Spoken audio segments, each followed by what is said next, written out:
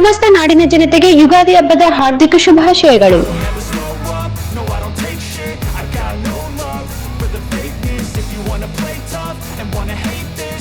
ಮಠದಲ್ಲಿ ನೇಣು ಬಿಗಿದ ಸ್ಥಿತಿಯಲ್ಲಿ ಸ್ವಾಮೀಜಿಯ ಮೃತದೇಹ ಪತ್ತೆ.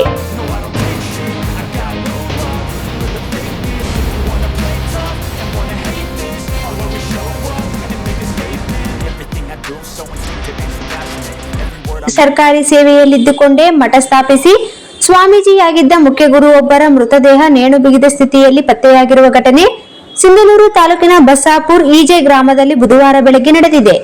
ಮುಳ್ಳೂರು ಈಜೆ ಗ್ರಾಮದ ಸರ್ಕಾರಿ ಹಿರಿಯ ಪ್ರಾಥಮಿಕ ಶಾಲೆಯ ಮುಖ್ಯ ಗುರು ದೇವೇಂದ್ರಪ್ಪ 58 ವರ್ಷ ಮೃತರು. ಸರ್ಕಾರಿ ನೌಕರನಾಗಿ ಸೇವೆಯಲ್ಲಿದ್ದ ದೇವೇಂದ್ರಪ್ಪ ಅವರು ಕಳೆದ ಅನೇಕ ವರ್ಷಗಳಿಂದ ವೈರಾಗ್ಯ ಜೀವನದತ್ತ ಮುಖ ಮಾಡಿದ್ದರು ಎನ್ನಲಾಗಿದೆ. ಮೂಲತಃ ಗದಗ ಜಿಲ್ಲೆಯ ಗಜೇಂದ್ರಗಡ ತಾಲೂಕಿನ ಗುಳಗುಳಿ ಗ್ರಾಮದ ಅವರು ಕಳೆದ 2 ದಶಕಗಳಿಂದ ಸಿಂಧನೂರಿನಲ್ಲಿ ಶಿಕ್ಷಕರಾಗಿ ಸೇವೆ ಸಲ್ಲಿಸುತ್ತಾ ಸರ್ಕಾರಿ ನೌಕರಿ ಜೊತೆಗೆ ಬಸಾಪುರ್ ಗ್ರಾಮದಲ್ಲಿ ಮಠ ಶಿವಾನಂದ ಜಗದ್ಗುರು ನಾಮದಡಿ ಮಠವನ್ನು ಸ್ಥಾಪಿಸಿ ತಮ್ಮದೇ ಆದ ಭಕ್ತ ಸಮೂಹ ಸಂಪಾದಿಸಿದ್ದರು. ಶಾಲಾ ಅವಧಿ ನಂತರ ಮಠದಲ್ಲಿ ಪುರಾಣ ಪ್ರವಚನ ನಡೆಸುತ್ತಿದ್ದ ತಮ್ಮ ಮಠದಲ್ಲೇ ಅವರ ಮೃತದೇಹ ಪತ್ತೆಯಾಗಿದೆ. ವಿಷಯ ತಿಳಿದು ಸ್ಥಳಕ್ಕೆ ತುರುವಿಹಾಳ್ ಪಿಎಸ್ಐ ಸುಜಾತ ಭೇಟಿ ನೀಡಿ ಘಟನೆ ಬಗ್ಗೆ ಕುಟುಂಬಸ್ಥರು ಹಾಗೂ ಭಕ್ತರ ಬಳಿ ಮಾಹಿತಿ ಪಡೆದುಕೊಂಡಿದ್ದಾರೆ. ರಮೇಶ್ ಎನ್ನುವವರು ದೂರು ನೀಡಿದ್ದು ತುರುವಿಹಾಳ್ ಪೊಲೀಸರು ತನಿಖೆ ಆರಂಭಿಸಿದ್ದಾರೆ.